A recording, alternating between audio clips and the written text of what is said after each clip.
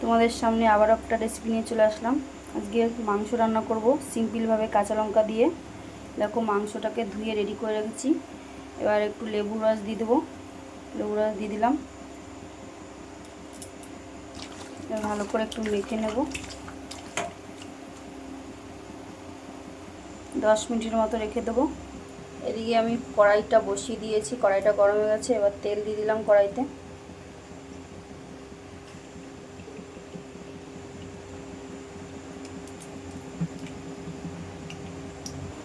এদিকে আমি মাংসের আলুগুলো কেটে রেখেছি দেখো।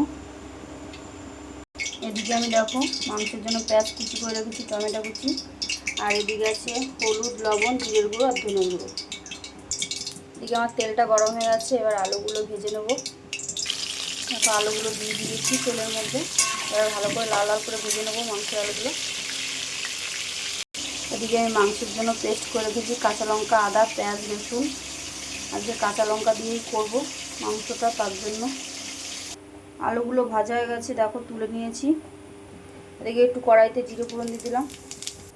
গোটা গরম মশলা একটু দিয়ে দিলাম।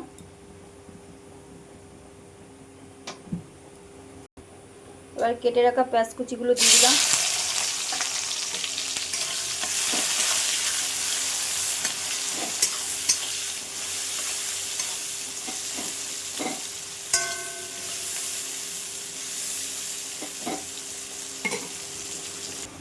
এবার টমেটো কুচিগুলো দিয়ে দিলাম।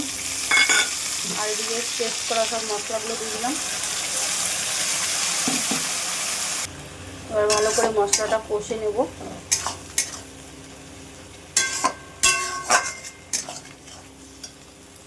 সামান্য একটু চিনি দিয়েছি। আর ভালো করে কষানো হয়ে গেছে।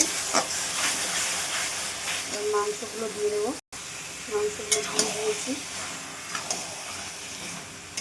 আমরা সিম্পল ঝোল খাই, আমরা শুকনো লঙ্কা কিংবা কাশ্মীরি লঙ্কার গুঁড়ো দিয়ে রান্না খাই না, কাঁচা লঙ্কা দিয়ে। যাদের যাদের অসুবিধা আছে, অনেক রকম সমস্যা আছে, তারা কাঁচা লঙ্কা দিয়ে এইভাবে মাংস রান্না করে খাবেন, ভালো লাগবে খেতে। খেতে আরও সুস্বাদু হয়।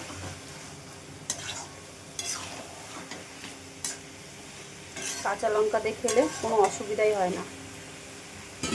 আপনারা যারা কাঁচা লঙ্কা দিয়ে খান না, তারা এইভাবে রান্না করে খাবেন, ভালো লাগবে।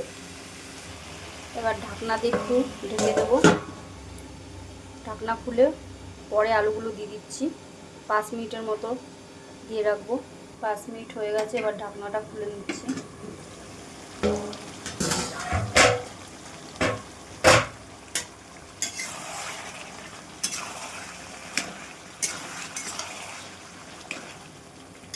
এবার মাংসের আলুগুলো দিয়ে দেবো। মাংসের আলুগুলো দিয়েছি। এবার ভালো করে কষাতে হবে।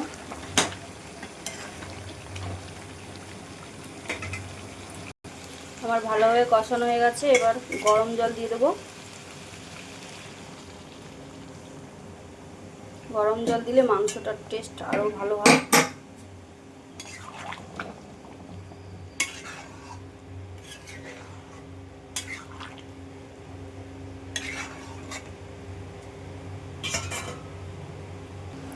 দশ মিনিটের মতো মাংসটা ফুটিয়ে নেব।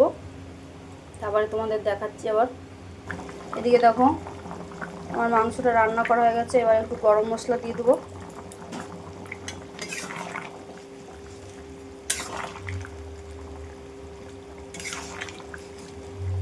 এবার একটু ভালোভাবে নাড়িয়ে একটু ফুটিয়ে নামিয়ে দেবো। আমার রেসিপি তোমাদের ভালো লাগলে তোমরা একটু লাইক কমেন্ট করে আমার পাশে থাকবে।